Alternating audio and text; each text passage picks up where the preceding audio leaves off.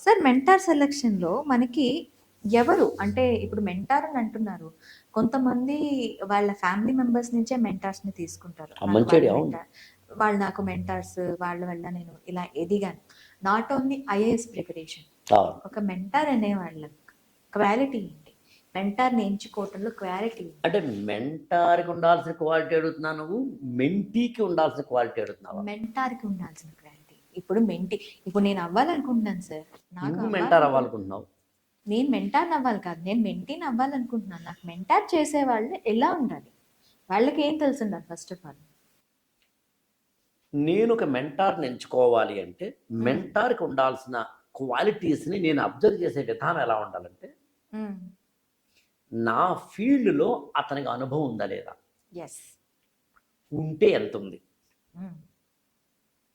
ఇక్కడ మన ఐఏఎస్ రిలవెంట్‌గా ఒకసారి కేస్ స్టడీగా తీసుకుంటే, నేను ఒక స్టూడెంట్‌ని అయితే నేను ఎంచుకోవాల్సిన మెంటార్‌కి ఎంత అనుభవం ఉంది? హ్మ్. తల పండినోడా? జుట్టు తెల్లబడినవాడా? కాదా? హ్మ్.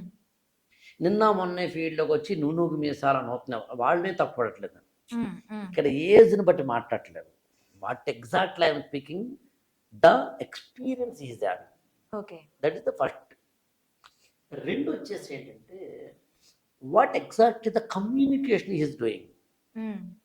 How dealing. Okay. Exact. How to నీతో డీల్. ఎలా మాట్లాడుతున్నాడు. హ్మ్. 3 మెంటార్‌కి ఇగో ఉండకూడదు. అహంకారం ఉండకూడదు. నేను చెప్పిందే మాధురి నువ్వు చెయ్యి అన్నవాడు గొప్ప మెంటార్ అవ్వడు. మాధురి నువ్వు చెప్పింది రైటే, ఓ పని చేద్దాం, ఇలా అవుద్ది అలా చేయి, అలా అవుద్ది ఇలా చేయి అన్నవాడు మెంటర్ అవుతాడు. ఓకే. మెంటార్‌కి, మెంటీకి ఒక డెమోక్రాటిక్ డైలాగిక్ సెటప్ ఉండాలి. నాకు తెలిసి అంటే బై నాకు తెలిసి మీన్స్ నేను ఆఫ్ ఆ! ఫ్రెండ్‌లా ఉండాలి. అంతే. ఓకే. నాకు తెలిసి నేను ఏనాడు స్టూడెంట్‌ని తక్కువ చేసి మాట్లాడను. హ్మ్. వాళ్ళు ఎప్పుడైనా చిన్న చిన్న సిల్లీగా ఉన్నప్పుడు కొంచెం తండ్రిలా మందలిస్తానేమో తప్ప, నెవర్ నేను అండర్ ఎస్టిమేట్ చేయను స్టూడెంట్. నీకేం తెలీదు, నేను చెప్పింది విను అన్నం. అప్పుడప్పుడు ఏంటంటే, ఇప్పుడు కళ్ళకి గంతలు కట్టకపోతే గుర్రం ముందుకెళ్ళదు. అవును. అందుకని పక్క చూపులు చూడకుండా woods are lovely dark and deep but I have promises to keep and miles to go before a sleep అని రాబర్ట్ ఫ్రాస్ట్ కవిత రాస్తాడు. హ్మ్. హ్మ్. Woods are lovely dark and deep, చుట్టూ ప్రకృతి ఎంత బాగుందో. Woods are lovely dark and deep but how to, నేను చాలా దూరం వెళ్ళాలి అవును. Before a sleep. నేను నిద్రపోయేలోపు కాదు, నేను చనిపోయేలోపు చాలా దూరం వెళ్ళాలి కాబట్టి, నేను దూరం వెళ్ళాలి అంటే పక్క చూపులు చూడకూడదు.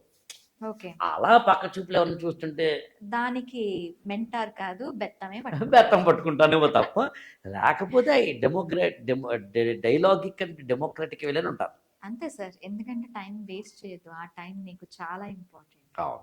2 మెంటర్‌కి అప్డేషన్ ఉండాలి. హ్మ్. ఇప్పుడు నేనున్నాను. నాకు తెలిసి నువ్వు నమ్ముతావో లేదో, మా మా ఆఫీస్ స్టాఫ్‌ని అడగొచ్చు, లేతే నేను కొనే బుక్ స్టాల్ వాడిని అడగొచ్చు. ప్రతి కొత్త పుస్తకం కొంటాను నేను. హ్మ్. ఇవాల్టికి కొత్త వెర్షన్ కొంటాను. 'లక్ష్మీకాంత్' లేటెస్ట్ వెర్షన్ అంటే నా ఇంట్లో ఉండాల్సిందే. ఓకే. అప్పుడు 30 వెర్షన్లు ఇంట్లో ఉన్నా సరే, ఏదో ఇంకోటి 'అరిహంట్' ఇంకోళ్ళెవరో విషన్ ఐఏఎస్ ఇంకొకళ్ళెవరో అన్ అండ్ నేను అందరి బాలలత మేడం ఉన్నారు. హ్మ్. ఆవిడ వీడియోలు తప్పనిసరిగా చూస్తాను. ఓకే. మరి కాంపిటీటర్ అనుకుంటే, ఎవరి కాంపిటీటర్ కాదని నమ్ముతాను నేను.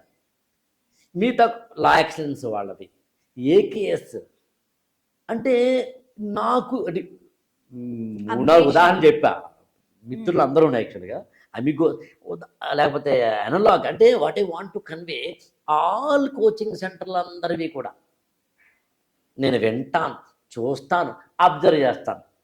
వాళ్ళలో ఎవరైనా మంచి వీడియో పెడితే ఫోన్ కూడా చేస్తా. కాంపిటీషన్ ఎందుకు అనుకోవట్లేదు అంటే, నేను కోచింగ్ సెంటర్ పెట్టలేదు, నేను ఈ గురుకులం పెట్టాను. హ్మ్. నేను ఈ గురుకులం పెట్టాను. నా కోచింగ్ సెంటర్ కానే కాదు. నేను ఓకే. కోచింగ్ ఇవ్వటం లేదు. నేను ర్యాంకర్ల పేర్లు వేసుకోను. నాకు ర్యాంకర్లతో పని లేదు. ఓకే. నేను అందుకే స్టూడెంట్ నా దగ్గర జాయిన్ అయినప్పుడు ఒక సెల్ఫ్ డిక్లరేషన్ ఫామ్ రాయించుకుంటా. ఆకళ్ళ గారు నాకు ర్యాంకులు ఇస్తారని హామీ ఇవ్వలేదు. ఇది తెలిసే జాయిన్ అయ్యాను. గొడవలేదు. హ్మ్. అంటే what I want to convey, నేనేం చెప్పొచ్చానంటే మెంటార్ అనేవాడు అప్డేట్ అవ్వాలని. ఓకే. మార్కెట్‌లో ఎక్కడ, ఎవరు, ఏమిటి తెలియాలి. సో, మెంటార్‌ని సెలక్షన్ చేసుకోవడం అనేది మూడవ ఆయుధం. మొదటిది యూటిలైజేషన్ ఆఫ్ ద టైం ఆయుధం, ఉమ్, రెండవదేమో సెలక్షన్ ఆఫ్ ద బుక్స్ ఆయుధం, మూడవదేమో సెలక్షన్ ఆఫ్ ద మెంటార్ ఆయుధం. నాలుగవది వెరీ వెరీ ఇంపార్టెంట్ ఆయుధం ఏంటి అంటే డైరీ రాయడం. డైరీ. రోజు అసలు నేను ఆ మాటకు వస్తే మాధురి నీకు కూడా చెప్తాను అబ్బాయి, ఇవాళ రోజు డైరీ రాయి.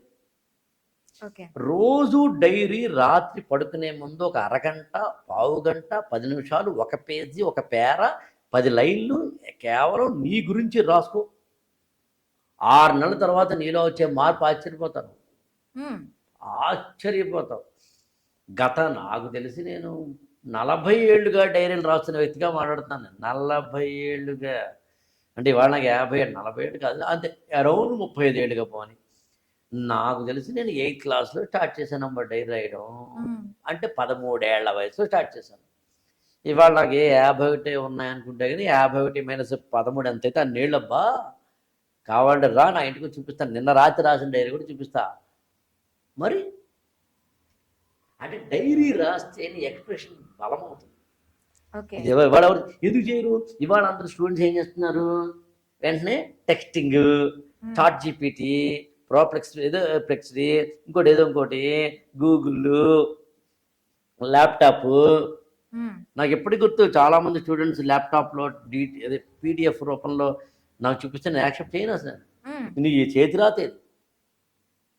ఈవెన్ కొంతమంది నాకు రోజు రాత్రి అయ్యేసరికి రిపోర్ట్ ఇవ్వాలి. ఆ రిపోర్ట్లో కూడా యాక్చువల్గా టెక్స్టింగ్ చేస్తారు. యాక్చువల్గా చేతి రాత రాయవయ్య అంటాను నేను.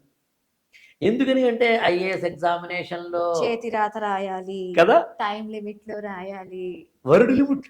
వర్డ్ లిమిట్ లో రాయాలి, వర్డ్ టు వర్డ్ రాయాలి, అర్థవంతంగా రాయాలి.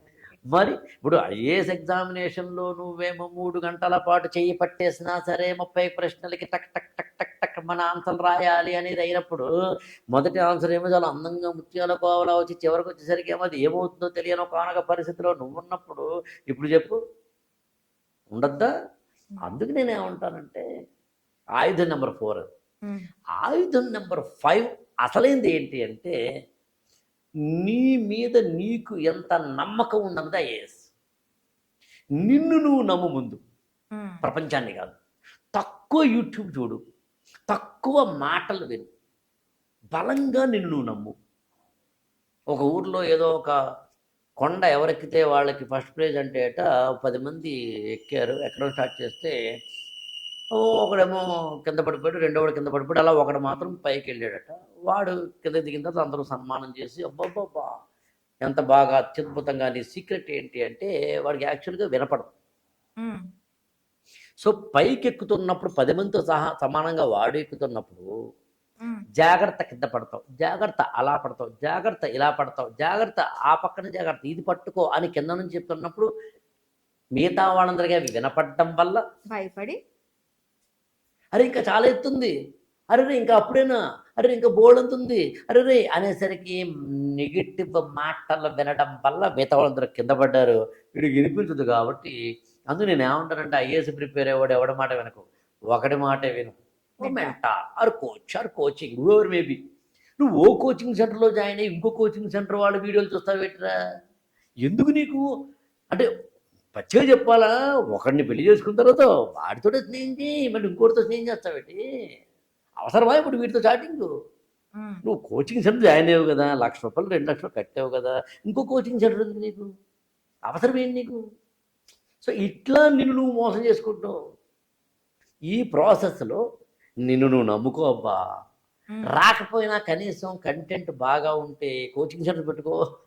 ఉమ్, బాగా ప్రిపేర్ అయితే ఐఏఎస్ అవుతావు అబ్బా, అవ్వకపోతే కోచింగ్ సెంటర్ పెట్టుకో, కంపెనీ పెట్టుకో. అందుకని నేను ఈ 5 ఆయుధాలు ఉన్న వాళ్ళు ఐఏఎస్ అయి తీరతారు. ఐఏఎస్ అనే కురుక్షేత్ర సంగ్రామంలో విజయుడై అర్జునుడై ముందుకు వస్తాను. మిగతా వాళ్ళందరూ రాలిపోయే పువ్వా నీకు రాగాలు ఎందుకని పాటలు పాడుకోవాల్సి వస్తుంది. Okay sir, thank you very much. Thank you so much. IAS for all ఛానల్ని సబ్స్క్రైబ్ చేసుకోండి, లైక్ చేయండి, షేర్ చేయండి.